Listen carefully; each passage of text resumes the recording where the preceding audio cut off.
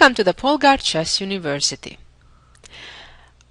Many beginner players wonder, why can't I just copy my opponent? What do I mean?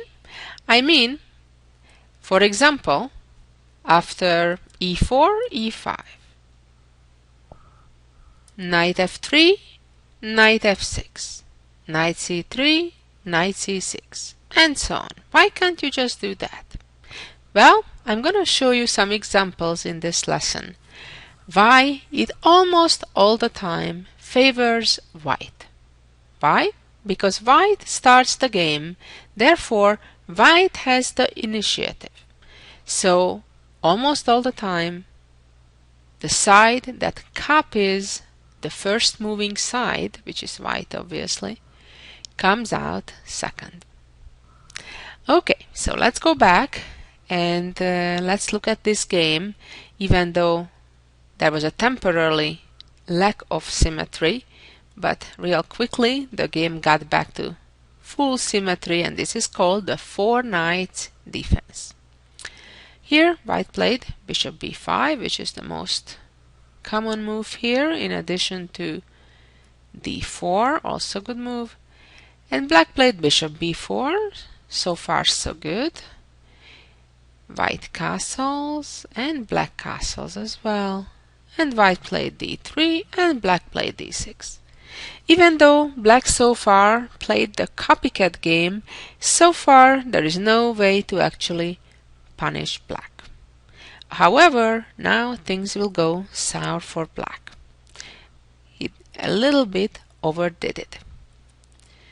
White played bishop g5, creating a dangerous threat, which is dangerous usually because once the white knight gets to d5, it will mean that there will be a second attacker on the black knight. And you'll see why that causes a lot of trouble. So here black certainly should have played differently by capturing white's knight on c3 before that knight would get to d5. But black followed up with the copycat game, bishop g4. In fact, this was a very interesting game between a major newspaper and their readers. Obviously, the newspaper was represented by a chess master, while the black side of the game was played by votes of the readers. So after bishop g4, white plays knight d5. So now the situation is getting serious. White has several threats. One of them is to trade the bishop for the knight, as we know they are of equal value, and then simply grab the free bishop on b4. The other threat is to trade knights on f6 and force the black g-pawn to recapture and therefore ruin the defense in front of his own king. But black was over-optimistic and continued the copycat game still. Okay, if you can do it, I can. Of course, those things rarely work out well for black.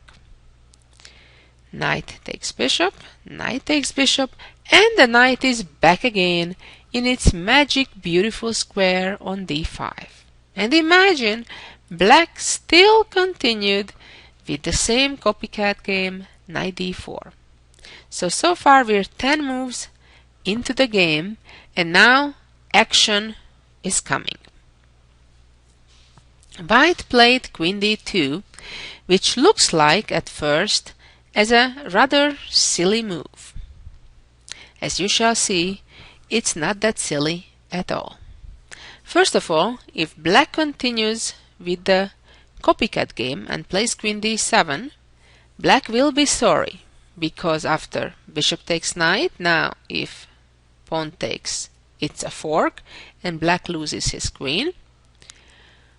Or if after queen d7, bishop f6, black yet continues the same, then white comes first. And here is the very important lesson that I'd like you to walk away with from this lesson.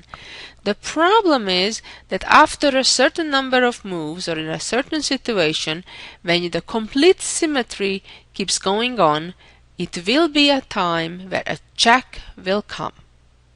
And that means that the side that moves second, that is black, will have to respond to that check and therefore have to stop the copying.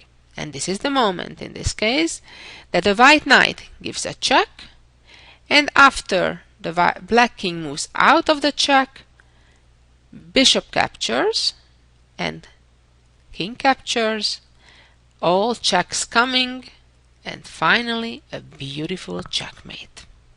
Okay, so what's the moral of the story?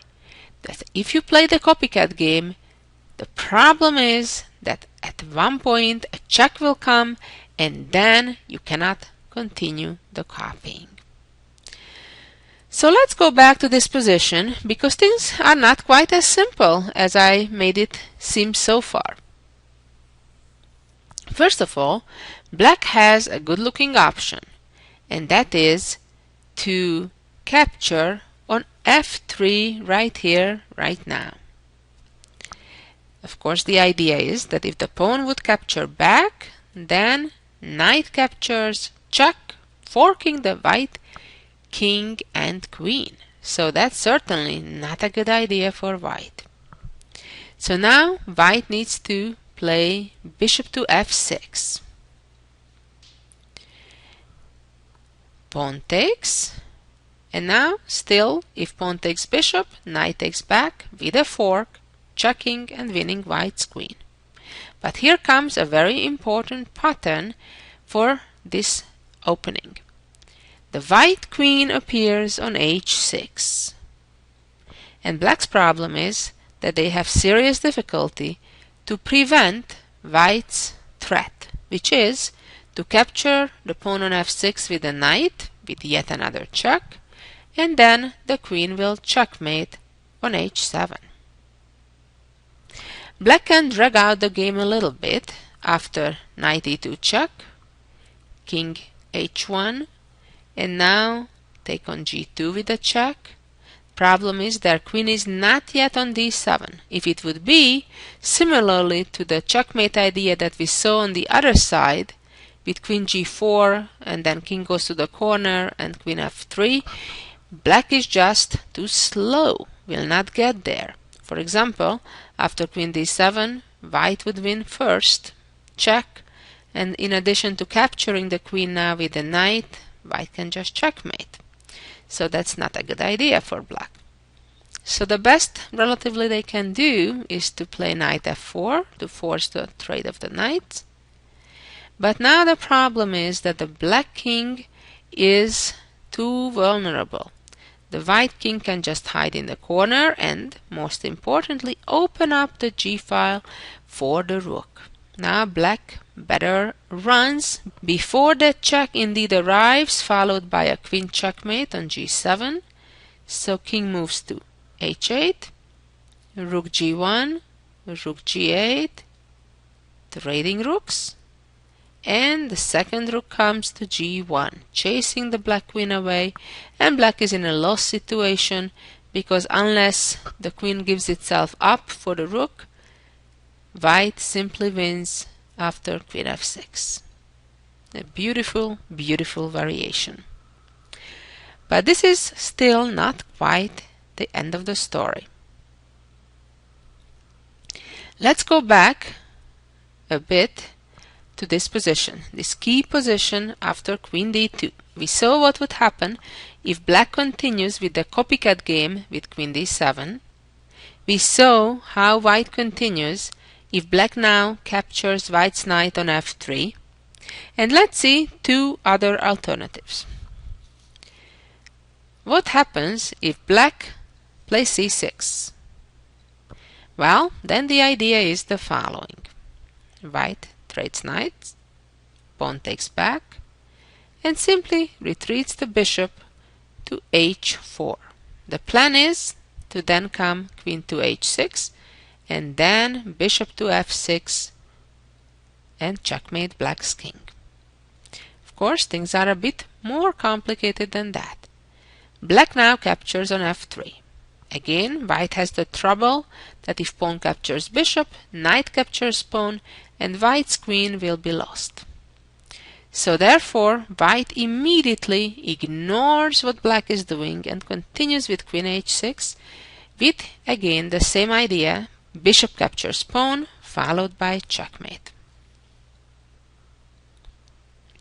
So now, black plays check, king h1. As we know, the bishop doesn't have the time to just move back, because then bishop f6 indeed comes. So black can try to give it a bishop up to gain the momentum to get back with the knight to defend. King h1 and knight g6. Now, it seems that black arrived just on time. Now, if bishop takes pawn on f6, queen takes back, and black is just fine. And amazingly, white's attack is still very strong. Playing rook g1, pinning the knight, king h8. Another very strong attacking move, rook g4, preparing that if knight takes bishop, rook takes back. Rook g8 and rook g1. Queen e7, trying to get the other rook also to the game. And now f4. The idea is to play f5 next. Pawn takes and rook takes. Now we can see again the trouble on the f6 square. The bishop is threatening to capture the pawn and, more importantly, fork black's king and queen. Now the same would happen if takes, and black gets checkmated real soon. And after knight h4, which seems to save the day, it doesn't, because now white has a beautiful, beautiful, elegant way to win. I'll give you a few minutes, try to find it. And then the answer is queen captures h7. Brilliant, absolutely brilliant move. Takes and checkmate. Very nicely done. So let's go back again to this position. We said takes, knight d5, knight d4, and queen d2. So here we are at this critical juncture of the game, where so far it was complete symmetry in the game, and we saw already various approaches for black. Queen d7, we looked at bishop takes knight, we looked at pawn c6, and finally we'll see what happens if black now captures on f3 with a check. Obviously, white needs to recapture, and black captures on f3. So this is a very interesting situation. Black is a pawn up, but it's white's move. It's a very complicated position, I have to say, and without being familiar with the ideas, it's hard to find them over the board. So I suggest you listen to this lesson more than once to make sure you remember these interesting ideas. If white would try to use a similar strategy that we already studied in a different variation, after bishop takes, pawn takes, and then follow it up with the queen h6, so then knight would come to f6 and queen h7 checkmate. The problem is that black actually has enough time to defend himself. Namely, the only move, but a winning one, playing king to h8. The point now is that if white continues with knight f6, threatening indeed to checkmate with the queen, black will sacrifice its rook, giving a check, and of course if rook takes, queen takes, it is white who gets checkmated. So let's go back a little bit and look at this position. Is there anything else that white could do? Well, white could certainly try to play h4 to open up a hideaway for his king, but things will not end well here either, because black would still give the check. The king has only one option, and then black's attack will come first. After rook g2, the problem now is if the king goes to h3, checkmate arrives right away. Or if the king would go to the corner, that of course puts white into a very annoying discovery, and moreover, black immediately could win white's queen with a discovered check with rook g6. So this is really bad for white. What other option can white try in this position? Well, white can try to clear some space by moving the rook to c1. The problem is, even though white here doesn't get checkmated right away, but black will have still a clearly better position after check and rook g6 chasing the white queen out, and it's quite obvious that it is black who is better, having an extra pawn, and things turned, black has the attack as well. So let's go back yet another time and think in this position. So after the critical 11th move, queen d2, black took the white knight on f3 with their knight, with a check, and then simply won a pawn. So what else can white try here if the bishop f6 plan doesn't work? I have to say that it's quite shocking that white's best option is here to play h3. This is quite an unexpected move. The reality is that white is preparing for the idea that we saw after the bishop f6 and queen h6 plan. Here, perhaps the best black can try is actually to still play king h8, and then kind of they are playing cat and mouse, because white is delaying the opening of the g-file, which, as we've seen in the previous variations, actually helped black.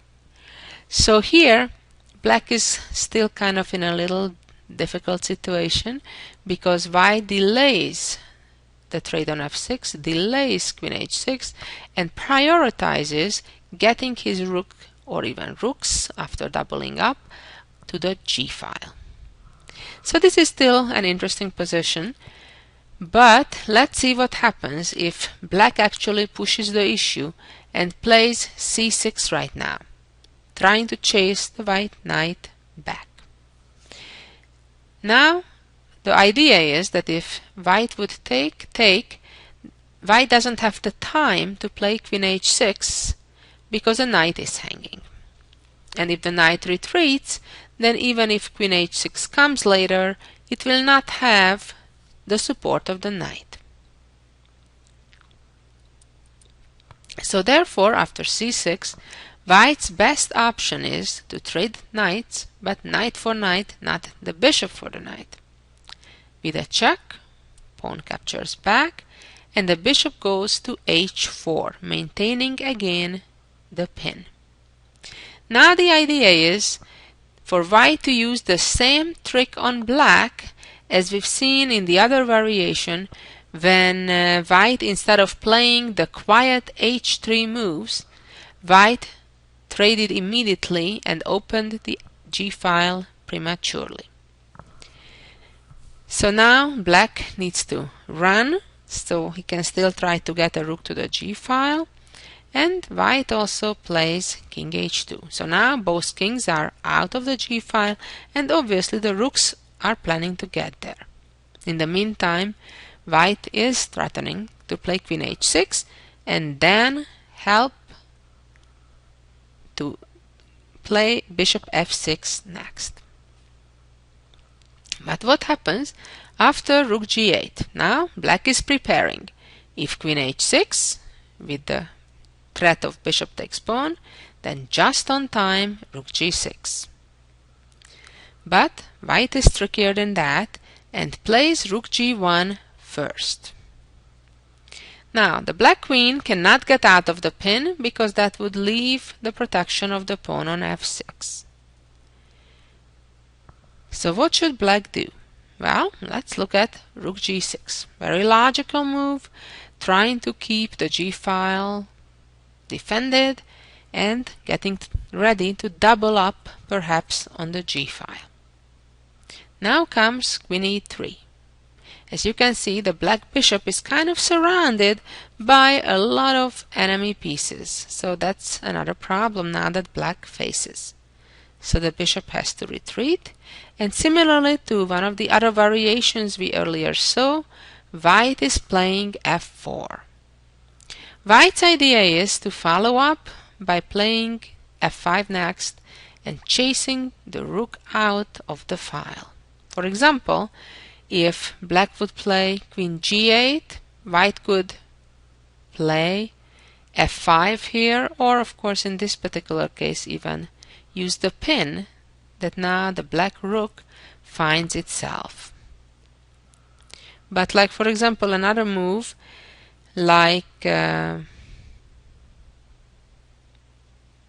e7, white's idea is to play f5 and invite the exchange of rooks and then play queen h6. After f4, black has also a creative idea. Let's look at it. Queen f8 instead of queen e7, queen f8, with the idea that if now rooks trade, the pawn takes back and all of a sudden the queen protects the pawn. So here, as planned, f5. Now if the rook retreats, then the pawn will be captured with a check.